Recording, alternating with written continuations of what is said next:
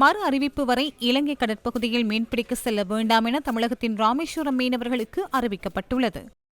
வானிலை அறிக்கையில் இன்னைக்கு அதிகமான மழையும் நம்ம ராமேஸ்வரத்திலிருந்து இலங்கை வரைக்கும் உள்ள கடற்பரப்பில் 35 55 கிலோமீட்டர் வரைக்கும் காற்றோட சீற்றம் அதிகமாக இருக்குங்கிற ஒரு வானிலை அறிக்கையின் அறிவிப்பின்படி மீன்துறை இன்னைக்கு மீன் பிடிக்க மீனவர்களை கடலுக்கு போக வேணாம்னு அறிவுறுத்திருக்கிறாங்க. அடுத்த அறிவிப்பு வர வரைக்கும் படகுகளை கடலுக்கு அனுப்ப வேணாம், பாதுகாப்பாக இருந்துக்குங்கிற எச்சரிக்கை கொடுத்துருக்காங்க.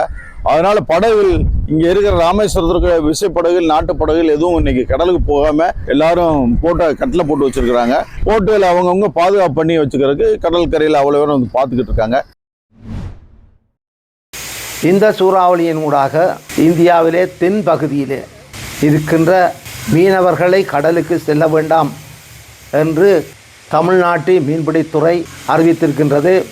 அதில் குறிப்பாக சி ஆஃப் ஸ்ரீலங்கா என்னும் சொல்லப்படுகின்ற இலங்கை கடற்பரப்புக்குள்ளே மீன்பிடிக்க போக வேண்டாம் என்று கடுமையாக எச்சரித்திருக்கின்றது. இந்த எச்சரிக்கையினுடைய பொருளை பார்க்கும் பொழுது இலங்கை கடற்பரப்புக்குள்ளே இந்திய படகுகள் செல்வது மீன்பிடிப்பதை தமிழக மீன்பிடித்துறை உறுதிப்படுத்தி இருக்கின்றது.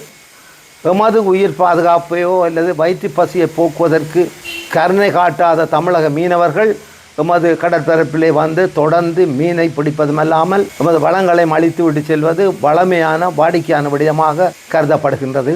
எனவே இன்று இந்த சூறாவளி அனர்த்தத்திற்காக எச்சரிக்கை விட்டிருக்கின்ற மீன்வளத்துறை இந்திய இழுவமடி தொழிலாளர்கள் அல்ல இந்திய மீனவர்களை எமது கடற்பரப்புக்குள்ளே தொடர்ச்சியாக வருவதை தடுக்க வேண்டும்.